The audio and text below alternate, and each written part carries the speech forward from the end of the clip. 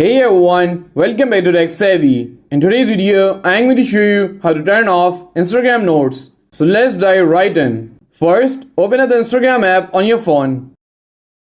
And once you are on Instagram, tap on the messenger icon at the top right corner. This is where Instagram notes appear. At the moment, Instagram doesn't allow you to completely turn off the notes feature, but you can mute notes from specific people. To do this, find the person whose notes you don't want to see anymore. And now tap on its profile. And now you have to simply tap on following and tap on mute. And here you will see multiple options. You have to simply toggle the switch off next to notes.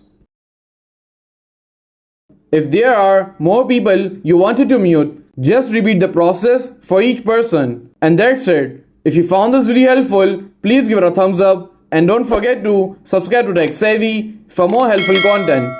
And I will see you in the next video. Thanks for watching.